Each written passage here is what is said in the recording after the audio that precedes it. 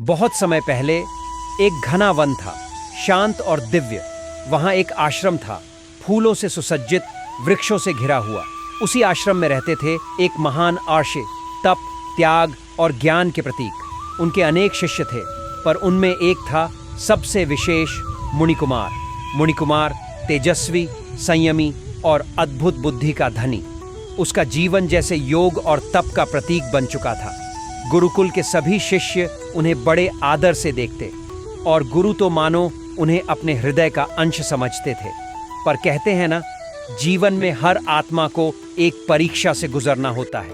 एक दिन मुनिकुमार को नगर जाना पड़ा और वहां उसने देखा एक और ही दुनिया, चकाचौंध से भरी, राजसी वैभव, मदिरा, नृत्य, विलास। उसका मन डगमगा उठा। क्या मैंने जीवन का सच्चा स्वाद चखा है? उसने स्वयं से पूछा।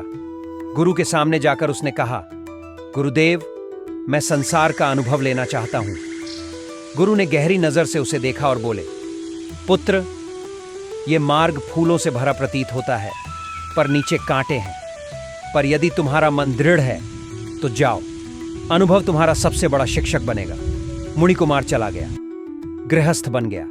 वह विवाह में बंधा, सुख संपत्ति पाई, पर धीरे धीरे वह गिर गया चिंता, मोह और ईर्ष्या के दलदल में। जिसे उसने सुख समझा था वो केवल एक मृग तृष्णा थी।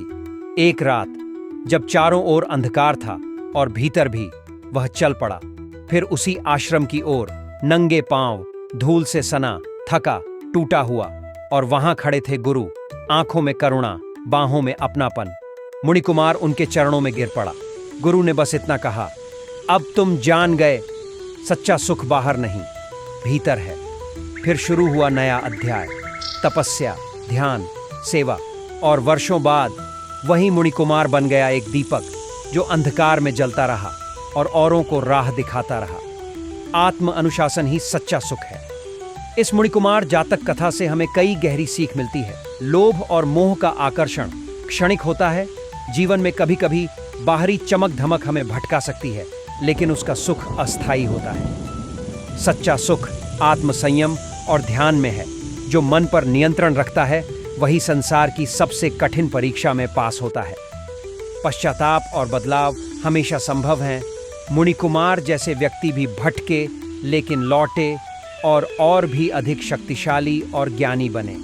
मूल संदेश, जीवन की सबसे बड़ी यात्रा बाहर की नहीं, अंदर की होती है।